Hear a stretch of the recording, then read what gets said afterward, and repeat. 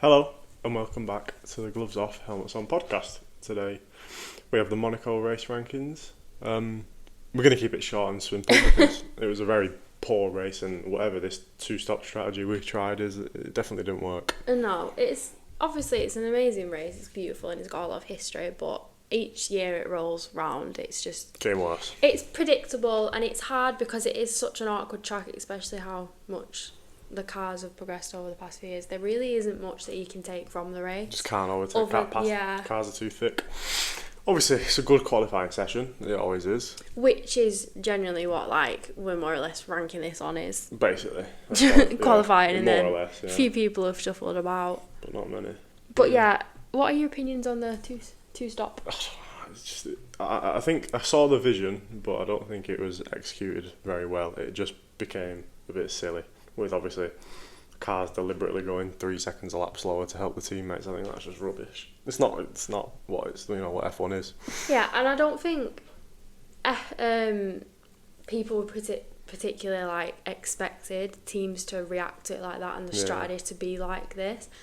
I think again it's been overcomplicated, and what could have changed it up a little bit. I think strategies just let it down. The teams have just exploited the loophole really. Yeah, and now it just doesn't make any sense because obviously, as you can see, when you watch the race this weekend, it just didn't work out properly at all. If anything, it might have been a little bit worse. Yeah, honestly, yeah. So we're just gonna get right into the rankings. Obviously, this is extremely hard to rank because we haven't really seen anyone's true pace this weekend. Yeah, you can't really see drivers' skill because there's really not much that they can do with it because of the track itself. So just a lot of slowing down from all of them, really. But we're going to start with Racing Bulls, where we always start. Hadjar, very strong qualifying. I think that's his best qualifying of the season, and obviously his best finish of the season. Puts him in P10 in the standings. He's in the top 10. I've given him a 4.5. So I've given him 4 stars. Obviously, qualified 6th, finished 6th in the race. I would have given him more, but it's only because, like we've just said, you can only see a certain amount of skill from the driver. And I think if you'd have put this qualifying and this performance in any other race, I think you'd have done even more than just that. Yeah. But there's really not much space to move around in Monaco, or really do much at all. He's only finished behind the Ferraris, Verstappen and the McLarens. Well, that's pretty good. Amazing. Lawson, also his career best finish in 8th. I've given him a 4-star. Qualifying was really good too. So I've given him 3.5 stars. Again, could have done a little bit more of it. I don't know, but finished in the points, qualified well. So yeah, pretty what you'd expect from a F1 driver really in that team. On to Haas. A pretty decent weekend for Haas, to be fair. Obviously, Behrman, with his 10-place grid penalty, was never getting anywhere in Monaco. He was never going to have any success. I've given him a 2.5. He actually had a decent race. Yeah, to creep his way up to finish 12th, obviously after finish at the back of the pack in Monaco, is really, really good. So I've given him 2 stars based on that. Okay. Not much to say on that. Ocon had a really good weekend, points, I think. P7. Yeah. Obviously, beating the Mercedes was pretty big. But obviously they got very unlucky. But either Mercedes. Way, 6 points for Haas this weekend. Damage limitation on the Racing Bulls. That's pretty good. I've given Ocon a 4-star. I've given him 4 stars. Basically the same reasons as you. I think he had a really good qualifying and that translated well to the race, obviously.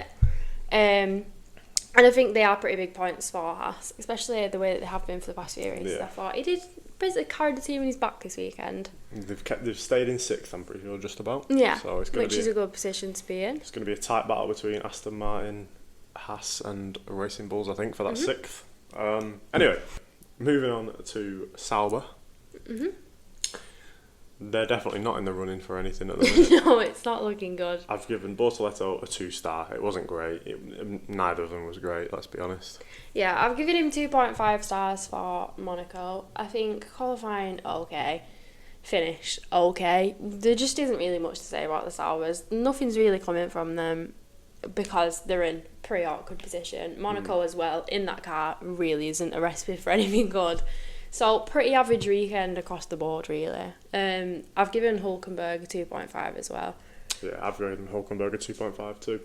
I think both of them just bang average. I do think something's going to come for them though. I think they're going to get a couple points soon in the next three or four races. So I'm optimistic for them. Yeah, Hulkenberg always seems to be doing something as well. Like he does pretty decent in the car, so I think he has got the chance of getting a few points in him. And Bortoletto's getting there. He's coming up to speed with it now. He's pretty close to Hulkenberg, so it's good to see.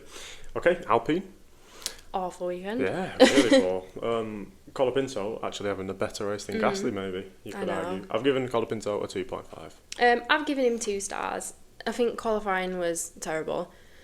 Obviously the race much better, but there's just not really any results from Alpine at the moment. I know Flavio's probably screaming headquarters down at the moment. I just think they're in a pretty dire situation. I don't think they're necessarily going about it in the right ways. I don't think they're doing anything to make the team better. I think if anything, they're just probably worsening the problem. Like you need to take time and have patience with these kind of things. And long-term plan, they're going short-term. And they're going short-term success, whereas in a sport this complicated, I don't think that's necessarily going to work for them. Basically.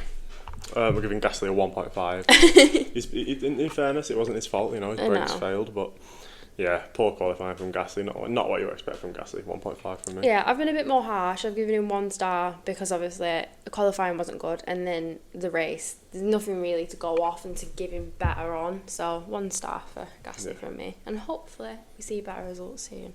Okay, Aston Martin. Very sad weekend for them. Finally, Alonso was going to score points. I know, I was expecting big things. And then it happened again, and he's broke down again. Anyway, Lance Stroll. What happened this weekend? Don't know. 1 star. Yeah, he's got 1 star from me as well. Qualifying stinger. What is this man doing in that car? I don't know. He's been here long enough to know what the hell he's doing, so there's just no excuse for it. Finished 15th, really nothing special again. So, and especially when your other teammate hasn't finished the race, you're gonna have to do something. Yeah, you got to give him something to smile about. Yeah. Speaking of which, Alonso, extremely strong weekend actually until he broke down. Was definitely guaranteed 7th. I've given him a 3.5. Yeah, I've given him 3 stars. Qualifying stunning, and I was really expecting some sort of result in the race, but obviously I haven't really had much to go off. And the race was going well until he obviously did not finish. Yeah. So 3 stars. Okay. Red Bull now onto a bigger team. Tsunoda, really not cooking. No. Really poor race from him. And I think that's becoming quite a thing of, it seems to be happening far too often that Tsunoda is stinking it. But I've given him a 2 star, I've been nice to him. But yeah, nothing to shout about. I have not been that nice. I've given him 1 star. Qualifying, we know what that man can do. Yeah. In the Racing Bull, the RB car, pretty decent, really good performance. Yeah, started off Him well. and Hadjar together were really good. And then it's all just gone out of the window back in the Red Bull seat again, and then finished 17th. So I don't know what happened what went that wrong at Monaco that so many people got in front of you? How do you fall back that much on a track that you can't even overtake on? I know. Which is disgraceful. In the Red Bull seat as well. So 1 star for me because I expect a whole lot better. Okay. Max Verstappen, obviously finishing P4. Probably the maximum of what I could get this weekend. Yeah. But there was a slim chance of him beating Piastri to 3rd, but obviously it just fell apart. I've given him a 3.5. Very strong. Yeah. I've also given him 3.5. I don't think there was much more you could do to sort of move further up the grid. Yeah. It is races like this that you just sort of see. It's like the car more than the driver, especially. So, yeah, I think he's done the best with what he's given at the moment this weekend. Yeah. And obviously they're pretty optimistic about Spain this week, so who knows? Well, I mean, Verstappen could do anything and anyway. He's pretty good around Spain, so he might get another win. Might get a Verstappen win. Okay, Mercedes. This is obviously the worst race they've had all year. I know. Back-to-back poor races, really. You've got to say. It's quite sad. Yeah, I mean, they was clear second in the constructors, and now they've ruined it. Now they're about 5 points away from 4th. So they're in the fight with Red Bull and Ferrari now, which is not what they would have wanted. It is crazy how much such small 1 or 2 races can affect. Yeah, now they're right back in it for 4th. Yeah, literally. Anyway, obviously Antonelli, very poor, qualifying 15th. That's just his own fault. He didn't have what Russell had. Pretty poor. Obviously, that's back-to-back weekends where he's messed up in qualifying. I know. I've rated them the same. I think the performance this weekend was pretty much the same across the board. Yeah. I think there was definitely issues with the car this weekend. Strategy fell out the window. They just forgot that they had to pit twice. Obviously, I mean, it was quite funny when Russell overtook Albon, and then Antonelli did the same, copying his little leader. I've given Antonelli a 1.5. Yeah, so I've given them both 2.5 this weekend. Okay, I've given Russell a 2.5. I think he had a better weekend than Antonelli. Not by much, obviously, but Russell's, mishap in qualifying wasn't his fault. He would have actually, I reckon, would have been in the top 5. But Mercedes, his car broke down. It was nice to see that Russell and Albon didn't take anything personally either. Yeah. So that's one good thing from Mercedes this weekend. I suppose so. Williams, 9th and 10th. This time last year, we would have been screaming about that. Not that impressive anymore. No, they've done a lot better. But still, 3 points. It's better than nothing. I'm sure they're somewhat happy. They've got something to take out of the weekend. Both of the cars are in the points, so it's pretty good. I've given them both a 3-star. Just a little bit better than average, really. Yeah, it's really nice to see that they're more or less performing the same now as well. Yeah. So it just means that the team overall is gelling more, and they've got more chance of getting better points, better constructors. So it's nice to see that they're both pretty much on the same level now, because obviously we all know Sainz had a bit of a sticky start. But I've given them both 3 stars because I think they had a pretty similar performance this weekend. Obviously, Albon just in the points. So yeah, I think what the best they could have done really this weekend. Yeah, seemed it. McLaren, a good result for McLaren. Yeah. Double podium, one of them won. But Piastri, pretty poor this week. He was quite far off the pace. Yeah, I thought that. I don't think he obviously third isn't very good. But he was miles behind Norris, though. Yeah, from what we've seen, I just don't think it was his sort of best performance this weekend. Yeah, so I've given him a 3-star. Maybe that's a little bit harsh, but yeah, I've given him a 3. I've given him 3.5 based on his finish and his qualifying position. Obviously, not necessarily the best racing skill and performance, but, like your Kyle numbers, still finished pretty decent. Yeah. So 3.5 stars for me. Okay. And now the race winner, Lando Norris. Easy win. Yeah, he controlled it for the most part. Obviously had a little bit of stress with Leclerc at the end, but yeah, it was just because Verstappen was holding him up. I've given him a 4-star. Yes, I've also given him 4 stars. I think obviously qualify first, finish first, and a little bit of a challenge at the end of Leclerc, which I think he handled the pressure pretty well. Yeah. Which obviously in the end deserved to win. So I think pretty good weekend for Norris. Yeah, definitely. He's obviously 3 points behind Piastri in the championship now, so it could get spicy. Catching back up again. Could get spicy with them too. Hopefully he does, a bit of a... Yeah, I'm sure it will. We've only seen the start of it, so I'm sure it's going to get much worse. It's going to get more personal as we go on. Anyway, Ferrari, our last team. Probably Ferrari's maybe best weekend of the season. Or definitely, and hopefully, it's up there. It stays like that now. Yeah, hopefully this is it for him. I've given Hamilton a 2.5 because he was literally miles away from Piastri and Verstappen. He was literally in his own race. I thought that. I think it was like 45 seconds. 45 seconds behind Leclerc, I think, something like that. So that's obviously... That's really a really big difference, yeah. So I've given him a 2.5. But still, P5, can't argue with it, fair play. It's like Hamilton and everyone else were just sort of in their own race. Because that's a really big gap in F1. I don't know what went on there. That's a lot. Shows a lot of, the difference between the cars, I suppose. Yeah. But I've given him 3 stars. I think he finished pretty well, got some good points in with the team. And like you said, it more or less is the best performance that they've had together. So hopefully... it's an important race for Ferrari, and hopefully they do continue to get better. And they've put themselves back in the mix for second in the constructors now, which it actually was looking unlikely that it was going to catch back up, to be honest. Especially not to Mercedes, but here we are. Now they're all about 5 or 6 points apart. Yeah. Leclerc, I don't know where he found this qualifying pace from, but he did, and he's obviously qualified second, just missing out, which would have been amazing if he'd have gone on pole. But I've given him a 4.5.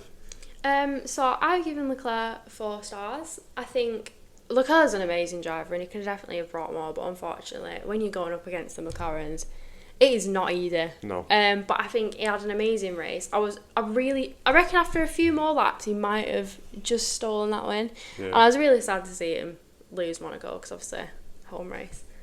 But I think he did really well. To even get second this weekend, when you look at the rest of the grid, I think he did really McLaren, well. hasn't he? So, and they've been struggling to do that. So. Yeah, they've been really poor. But yeah, I mean, there you go. There's our race rankings. Driver of the day. Who have you gone, Emma? So I've gone for Hadjar. I think his points since qualifying, I think he's had a really good weekend, really successful weekend. So still is my favourite rookie on the grid at the moment. So driver of the day would be Hadjar. That's a rogue one. I was torn between Hadjar and Leclerc, but I have gone for Leclerc purely because he actually did nearly win the race in the Ferrari, and that Ferrari's pretty poor. So fair play to him. But Hadjar, very strong race. Anyone that disappointed you this weekend? Just Mercedes. Yeah, as a whole. And it's not Russell's fault. I think Russell was in for a good race, but Antonelli pretty disappointing. And yeah, I'm hoping Mercedes can fix it because it's back-to-back shit races. Yeah, it's kind of worrying, isn't it, when it's not just a one-off. I know. So hopefully this weekend. I don't want to see him fall back to fourth again. Stay there, but we'll see. Anyway, we'll be back again for Spain. Hopefully a better race and hopefully a longer video from us, because this was probably the worst race we're going to have all season. And yeah. It's a shame, really, the two stops didn't add anything. It just made it worse, didn't it? I mean, I'm sure over the next few years, as the teams adapt to that new rule and sort of find ways to make it work. Yeah, we don't know. So Monaco could get more exciting, because it would be a shame to let such an iconic race, be labelled as such boring and exciting. So because it used to be so good. But yeah, thank you for listening. Obviously, we'll be back again with Spain. Yep. I think Spain's always tends to be a good race. So yeah, we'll see what happens. Yeah. All right. Bye. Bye.